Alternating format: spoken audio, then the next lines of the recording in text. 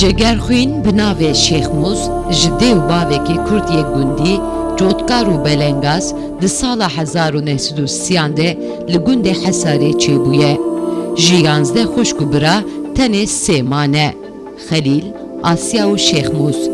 Di zaroktiya xwe de wek karker di danîna her du şîvên Hesin de kar kiriye. Di sala 1918 de bavê wî Hesen li bajarê Amûdê çûye ber dilovaniya Xwedê. Piştî mirina wî bi salekî ango di sala 1919 de diya wî Eyşanê ya ku temenê wê 7 salî bû li gundê Bêdîr Memo çûye ber dilovaniya Xwedê. û wiha Cigerxwîn pêlekî li bal xuşka xwe Asya û birayê xwe Melexêlî jiyaye.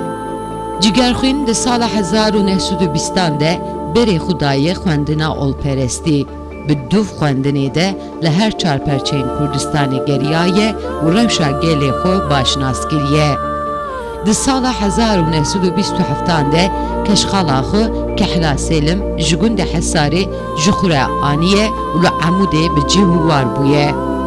Di sala 1928 de xwendina xwe qedandiye û îcaza xwe wergirtiye bûye melayê gundê. Li nav Hoza Mêrsîniyan nêzîkî Amûdê. Di sala 1932 de helbestên wî di kovara Hawarê de hatine weşandin. Ewa ku Mir Celalet Elî Bêdirxan li Şamê çap û belav dikir. Di sala 1936 de Cigerxwîn bi çend malan ve du gund ji xwe re li bêriya Mêrdînê ava kirine. Bi navê Çêlekê û Cehnemê bi alîkariya Heco Axa. Di sala 1937 û 1938 de Cigerxwîn û çend hevalên xwe komeleyek bi bajarê Amûdê ji xortan re vekirine. Di sala 1946 de Cigerxwîn mala xwe ji gund biriye Qamuşlo û ketiye nav siyasetê û di wê salê de civata azadî û yekîtiya Kurd hatiye damezrandin.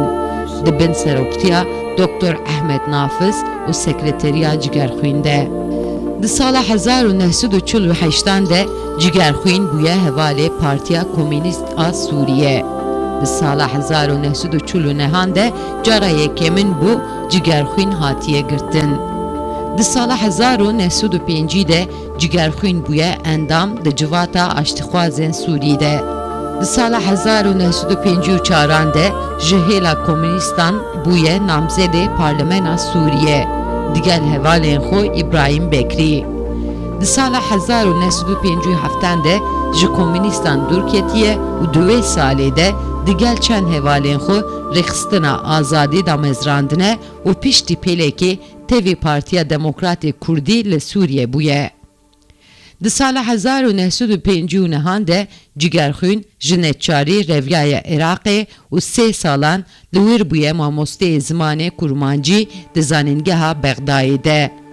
Di sala 1962 de hikûmeta Iraqî bera Cigerxwîn dane, Cigerxwîn vegeriyaye Sûriye û li Sûriye hatiye girtin lê piştî pêlekê hatiye berdan.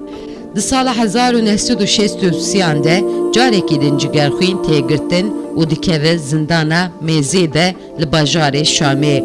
Piştî pêlekê ji berdana wî sürgûnê bajarê Swêda li nav dirziyan dikin. Di sala 1969 de carekî din Cigerxwîn diçe Kurdistana Iraqê û 4 salekî peşmergeyan re dimîne. Di sala 1973 de ji neçarî berê xwe dide Libnanê û li Beyrûtê dîwana xwe ya sêyemîn Kîme Es û çîroka salar û midya çap dike. Di sala 1976 de ji Libnanê vedigere Sûriyê bajarê Qamişlo û lê dimîne heta sala 1979 de ku diçe Swêdê. Di sala 1979 de Cigerxwîn berê xwe dide Swêdê bajarê Seqem û Sermê û her 5 salên xwe yên mayî li wir derbas dike. Di roja heyva 10/22 1984 li bajarê Stockholmê serê xwe datîne û diçe ber dilovaniya Xwedê. Di roja 5 heyva 11 1984 de termê wî gîşt bajarê Qamişlo û bi beşdarbûna camewerekî zor mezin termewî di hewşa mala wî de veşartin.